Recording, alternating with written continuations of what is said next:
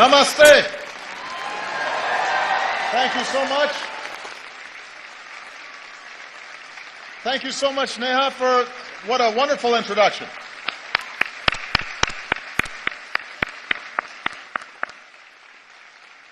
Everybody, please have a seat. Nothing fills me with more hope than when I hear incredible young people like Neha and all the outstanding work that she's doing on behalf of India's youth and for representing this nation's energy and its optimism and its idealism. She makes me very, very proud. And I think that may be her. Is that somebody related to you? Okay, because we just had a chance to meet, and she's beaming with pride right now, sitting next to you. Give Neha a big round of applause once again.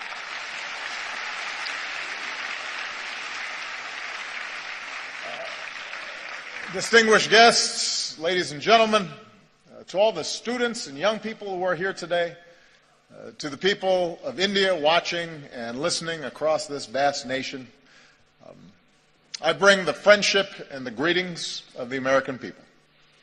On behalf of myself and Michelle, thank you so much for welcoming us back to India. Bahut dhanyavad.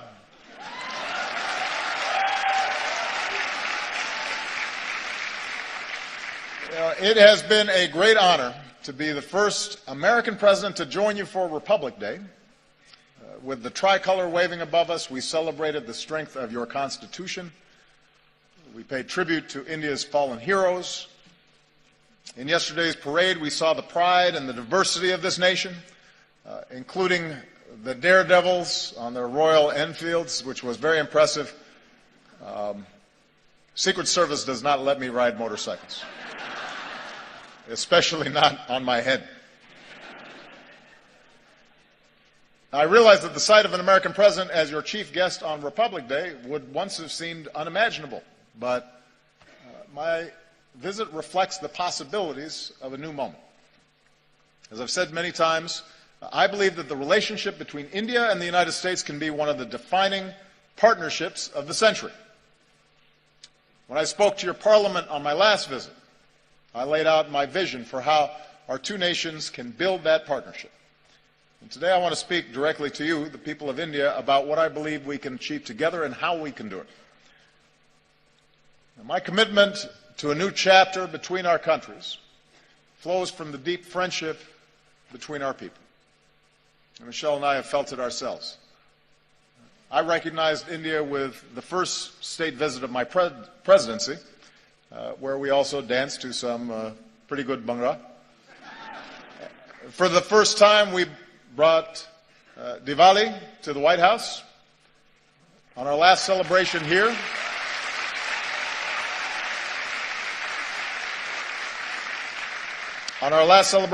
we celebrated the Festival of Lights in Mumbai. We danced with some children. Unfortunately, we were not able to schedule any dancing this visit. Señorita, bude desho mein. You know what I mean. So,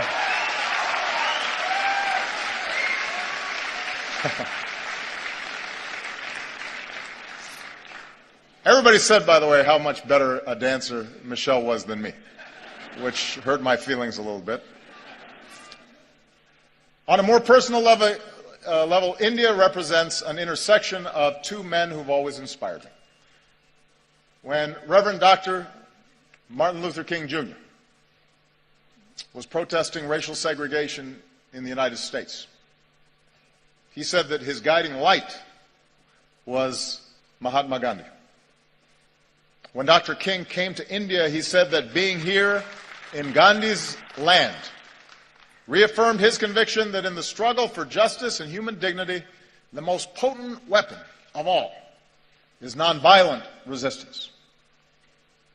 And those two great souls are why we can gather here today, Indians and Americans, equal and free. And there's another link that binds us. More than 100 years ago, America welcomed a son of India. Swami Vivekananda. And Swami Vivekananda helped bring Hinduism and yoga to our country. And he came to my hometown of Chicago. And there, at a great gathering of religious leaders, he spoke of his faith and the divinity in every soul and the purity of love. And he began his speech with a simple greeting: sisters and brothers of America. So today, let me say, sisters and brothers of India.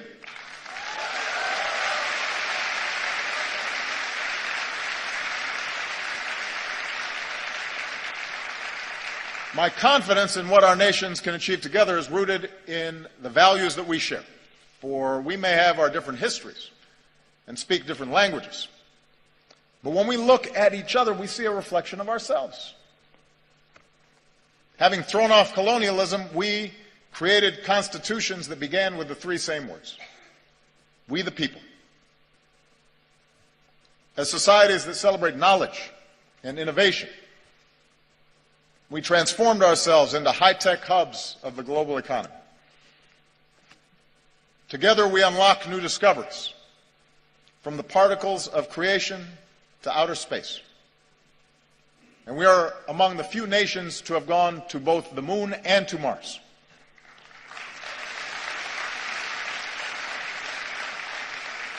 And here in India, this dynamism has resulted in a stunning achievement. You've lifted countless millions from poverty and built one of the world's largest middle classes.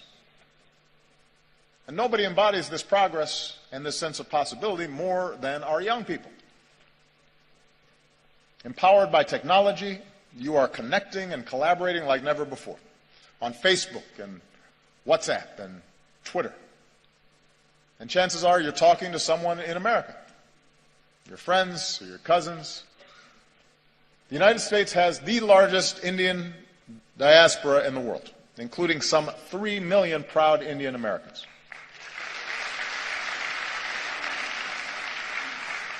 And they make America stronger, and they tie us together. Bonds of family and friendship that allow us to share in each other's success. So for all these reasons, India and the United States are not just natural partners. I believe America can be India's best partner. I believe that.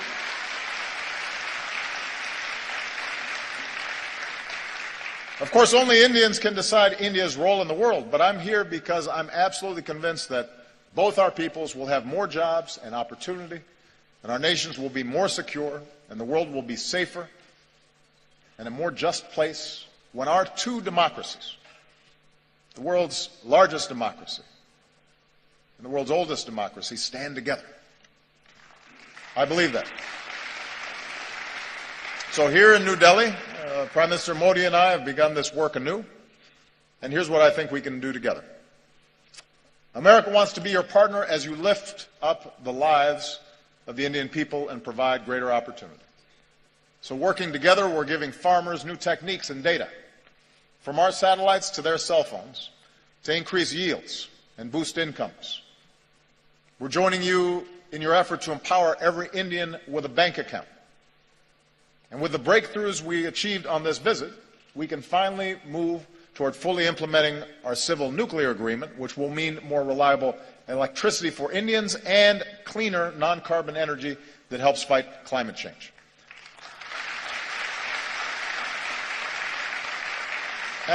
And I don't have to describe for you what more electricity means. Students being able to study at night, businesses being able to stay open longer and hire more workers, farmers being able to use mechanized tools that increase their productivity, whole communities seeing more prosperity. In recent years, India has lifted more people out of poverty than any other country. And now we have a historic opportunity, with India leading the way, to end the injustice of extreme poverty all around the world.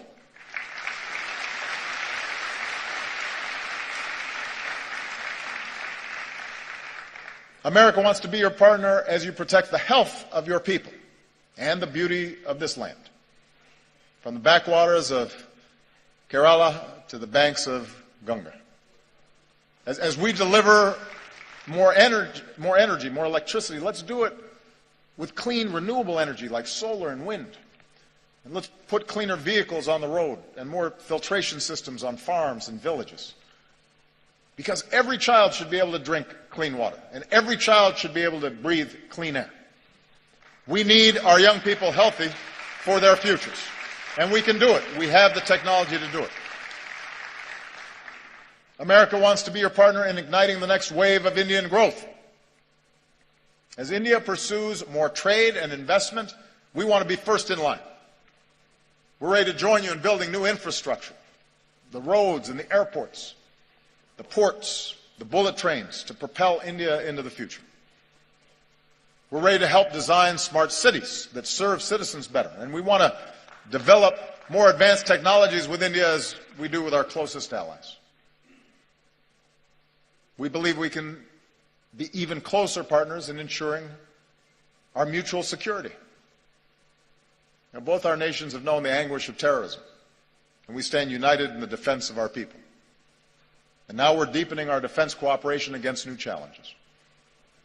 The United States welcomes a greater role for India in the Asia-Pacific, where the freedom of navigation must be upheld and disputes must be resolved peacefully. And even as we acknowledge the world as it is, we must never stop working for the world as it should be, a world without nuclear weapons. That should be a goal for all of us.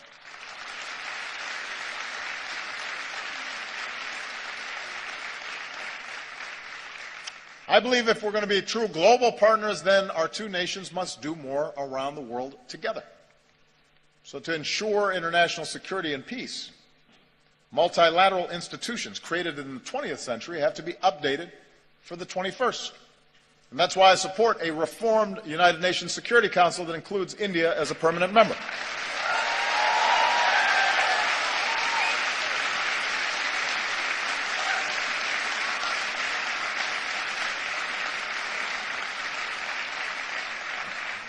Of course, as I've said before, with power comes responsibility. In this region, India can play a positive role in helping countries forge a better future. From Burma to Sri Lanka, where today there's new hope for democracy. With your experience in elections, you can help other countries with theirs. With your expertise in science and medicine, India can do more around the world to fight disease and develop new vaccines, and help us end the moral outrage of even a single child dying from a preventable disease. Together, we can stand up against human trafficking and work to end the scourge of modern-day slavery.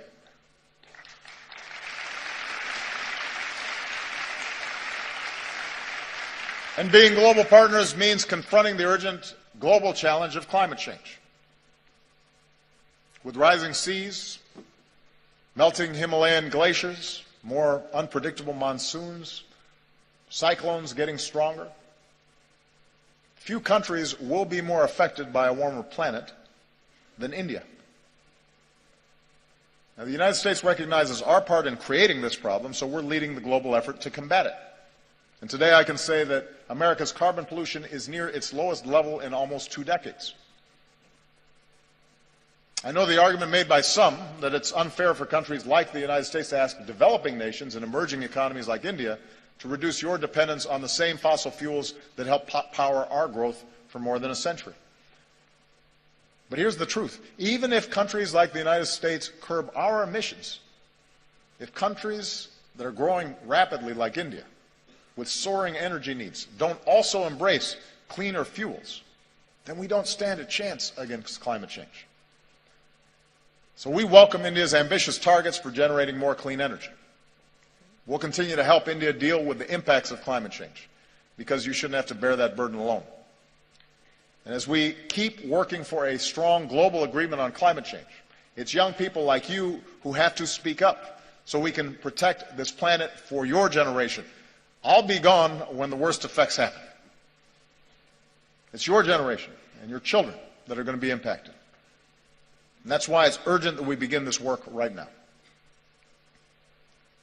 Development that lifts up the lives and health of our people, trade and economic partnerships that reduce poverty and create opportunity, leadership in the world that defends our security and advances human dignity and protects our planet. That's what I believe India and America can do together. So with the rest of my time, I want to discuss how we can do it. Because in big and diverse societies like ours, progress ultimately depends on something more basic, and that is how we see each other. And we know from experience what makes nations strong. Neha, I think, did a great job of describing the essence of what's important here. We are strongest when we see the inherent dignity in every human being. Look at our countries, the incredible diversity, even here in this hall. India is defined by countless languages and dialects in every color and caste and creed, gender and orientations. And likewise in America, we're black and white and Latino and Asian and Indian American and Native American. Your Constitution begins with the pledge to uphold the dignity of the individual. And our Declaration of Independence proclaims that all men are created equal. In both our countries, generations have worked to live up to these ideals. And when he came to India, Martin Luther King Jr. was introduced to some school children as a fellow untouchable.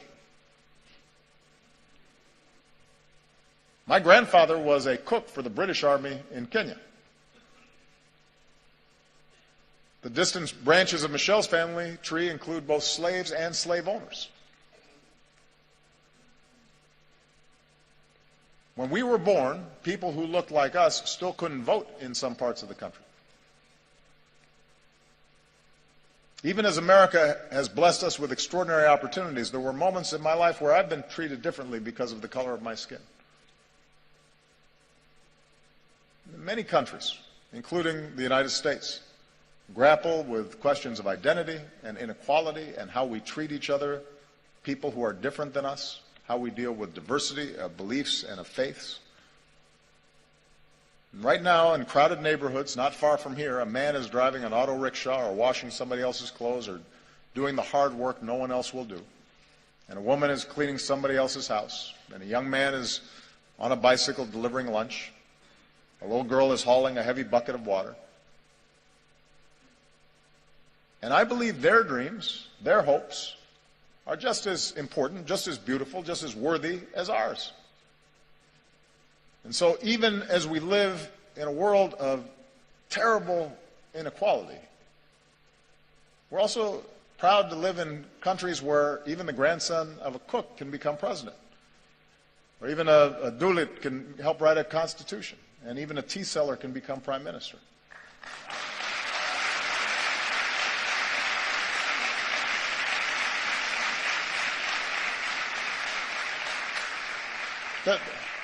The point is that the aim of our work must be not to just have a few do well, but to have everybody have a chance. Everybody who's willing to work for it have the ability to dream big and then reach those dreams. Our nations are strongest when we uphold the equality of all our people, and that includes our women. Now, you may have noticed I am married to a very strong and talented woman. Michelle is not afraid to speak her mind or tell me when I'm wrong, which happens frequently. And we have two beautiful daughters, so I'm surrounded by smart, strong women. And in raising our girls, we've tried to instill in them basic values. A sense of compassion for others and respect for themselves and the confidence that they can go as far as their imaginations and abilities will carry them.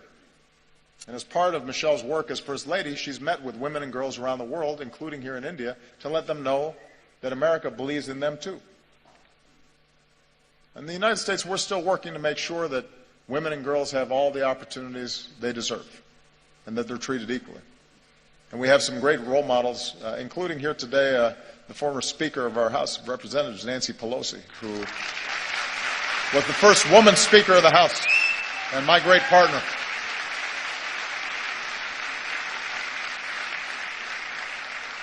And here in India, it's the wives and the mothers who so often hold families and communities together. Indian women have shown that they can succeed in every field, including government, where many of your leaders are women. And the young women who are here today are part of a new generation that is making your voice heard and standing up and determined to play your part in India's progress. And here's what we know. We know from experience that nations are more successful when their women are successful. When girls go to school, this is one of the most direct measures of whether a nation is going to develop effectively is how it treats its women. When a girl goes to school, it doesn't just open up her young mind, it benefits all of us because maybe someday she'll start her own business or invent a new technology or cure a disease. And when women are able to work, families are healthier and communities are wealthier and entire countries are more prosperous. And when young women are educated, then their children are going to be well educated and have more opportunity. So if nations really want to succeed in today's global economy, they can't simply ignore the talents of half their people. And as husbands and fathers and brothers, we have to step up because every girl's life matters. Every daughter deserves the same chance as our sons. Every woman should be able to go about her day, to walk the streets or ride the bus and be safe and be treated with respect and dignity. She deserves that.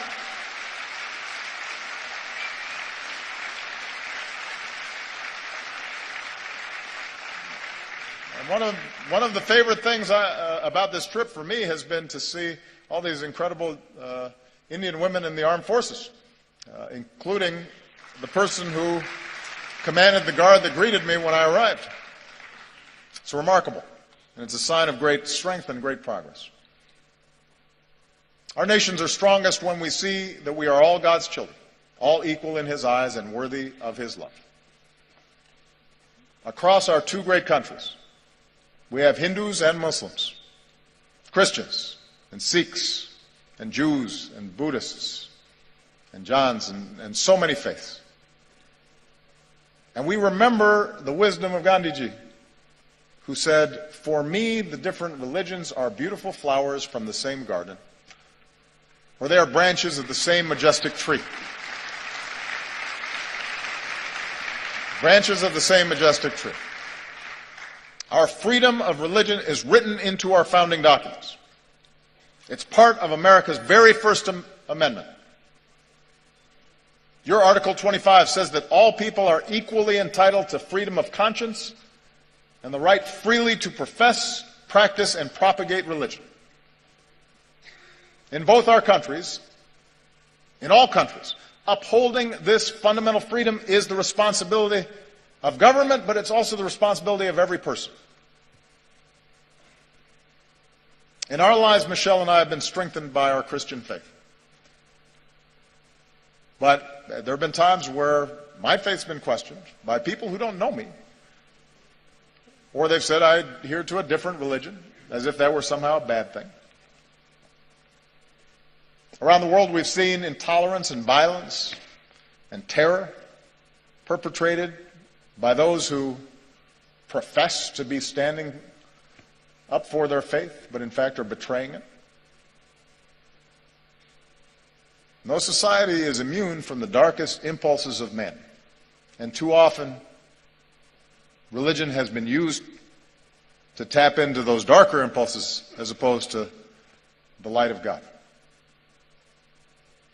3 years ago in our state of Wisconsin, back in the United States, a man went into a Sikh temple and in a terrible act of violence killed 6 innocent people, Americans and Indians. And in that moment of shared grief, our two countries reaffirmed a basic truth, as we must again today, that every person has the right to practice their faith how they choose, or to practice no faith at all, and to do so free of persecution and fear and discrimination.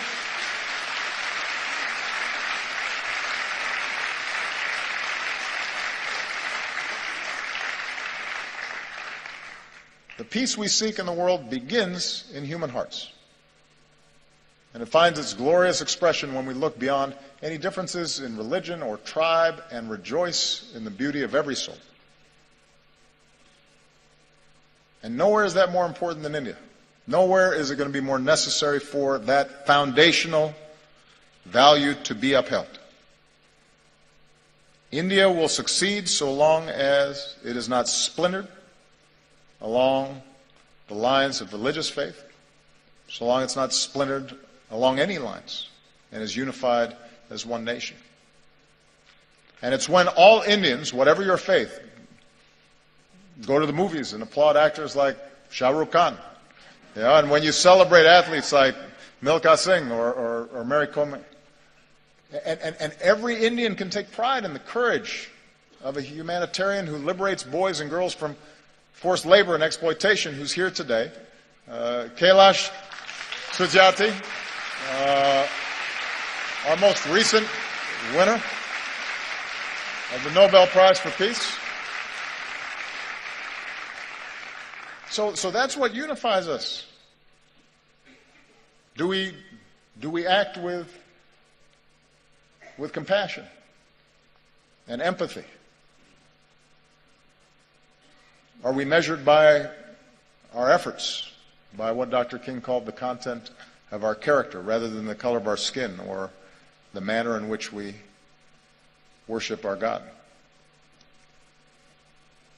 In both our countries, in India and in America, our diversity is our strength, and we have to guard against any efforts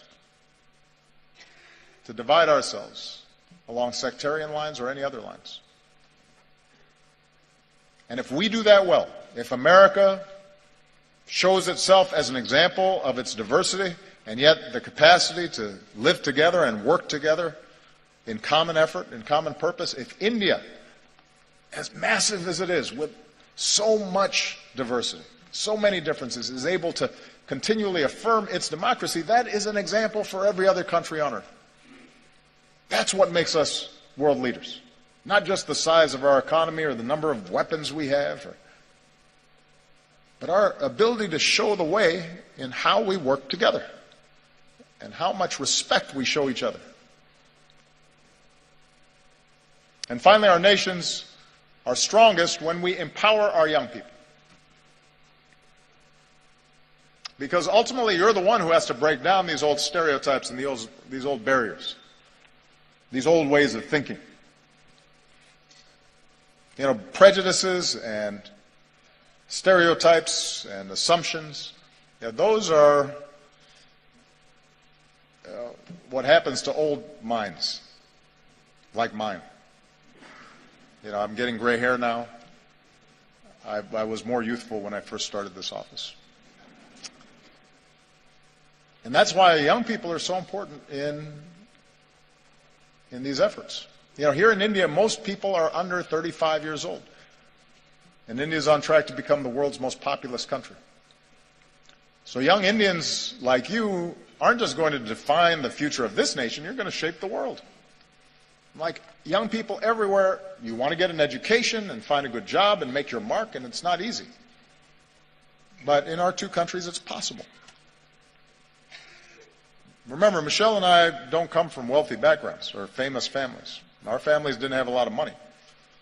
We did have parents and teachers and communities that cared about us, and with the help of scholarships and student loans, we were able to attend some of the best schools in the world. Without that education, we wouldn't be here today.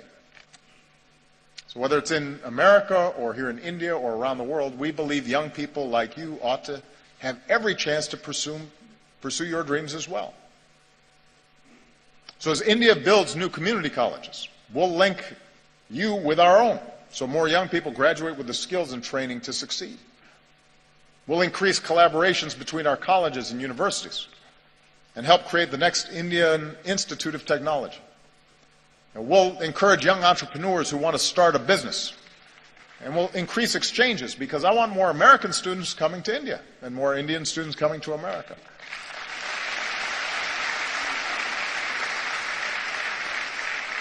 And that way we can learn from each other and we can go further. Because one other thing we have in common, Indians and Americans are some of the hardest working people on earth. And I've seen that.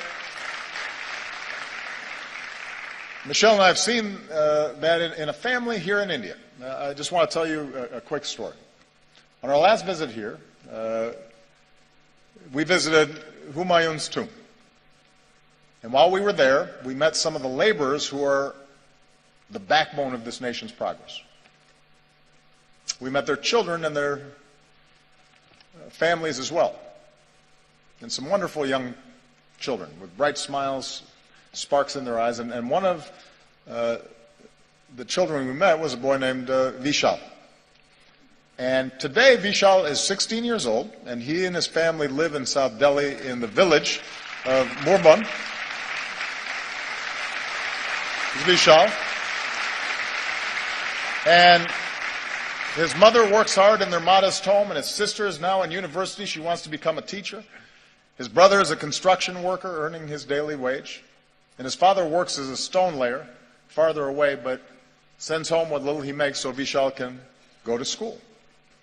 And Vishal loves math, and mostly he studies. And when he's not studying, he likes watching Kubudi. And he dreams of someday joining the Indian Armed Forces. And we're grateful that Vishal and his family joined us today. We're very proud of him because he's an example of the talent that's here. And then Vishal's dreams are as important as Malia and Sasha's dreams, our daughters. And we want him to have the same opportunities. Sisters and brothers of India. Now, we are not perfect countries, and we've known tragedy and we've known triumph.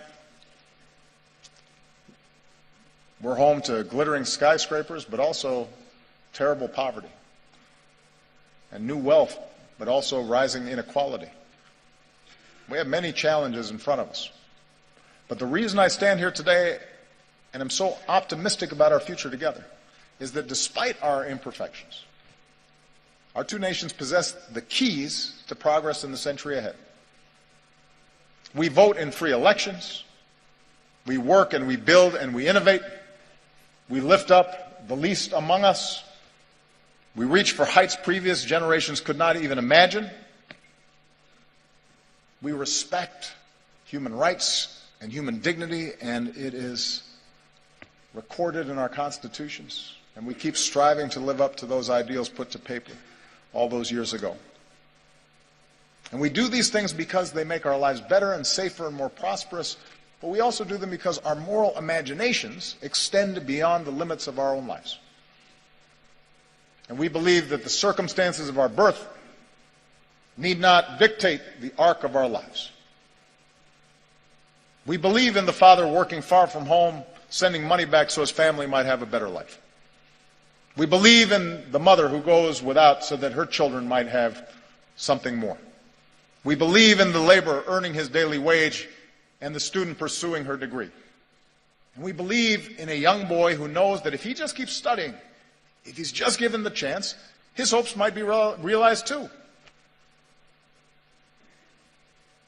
We are all beautiful flowers from the same garden, branches of the same majestic tree. And I'm the first American president to come to your country twice, but I predict I will not be the last, because as Americans, we believe in the promise of India. We believe in the people of India. We are proud to be your friend. We are proud to be your partner as you build the country of your dreams. Jai Hind. Thank you.